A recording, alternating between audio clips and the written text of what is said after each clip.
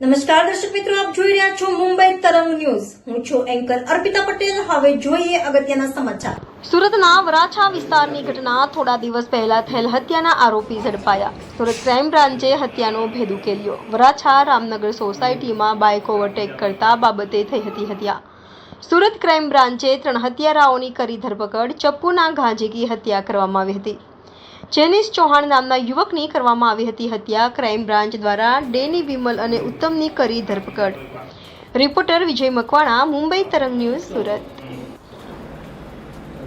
હત્યાના આરોપી ઝડપી પાડવામાં આવ્યા છે. શું ગઈ તારીખ 15 ઓગસ્ટ 2024ના રોજ રાત્રિના 11:30 વાગે વરાછા રામનગર વિસ્તારમાંથી જૈનિલ ચૌહાણ નામનો એક વ્યક્તિ એમના 2 મિત્રો સાથે બાઇક ઉપરથી પસાર થતો હતો.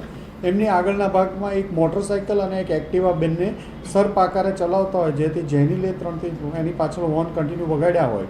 આ બાબતે સામાન્ય આવી નજીવી બાબતમાં ઝઘડો કરી જૈનિલને આ લોકોએ માર્યો અને એમાંથી એક કિસ્સામાં જૈનિલના ગળાના ભાગે તથા સાથળના ભાગે ચપ્પુ મારી દેતા જૈનિલનું મૃત્યુ સારવાર દરમિયાન નીપજ્યું હતું.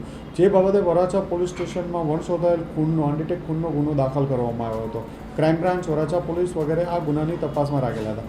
દરમિયાનમાં ક્રાઇમ બ્રાન્ચના પોલીસ ઇન્સ્પેક્ટર મોદી સાહેબ અને પીએસઆઈ ધનગઢ અને હેડ કોન્સ્ટેબલ યોગેન્દ્રસિંહને એક બાતમી મળી હતી કે આ ગુનામાં સંડોવાયેલ વિમલ, ધનજીભાઈ કલસરિયા, ઉત્તમ તળવિયા અને ડેનિશ સુરતી સંડોવાયેલા. જે આધારે આ લોકોને ભાવનગરથી લાવી પૂછપરછ કરતા એ લોકોએ ખૂનનો ગુનો કબૂલેલો હોય, જે અનુસંધાને એમને ધરપકડ કરવામાં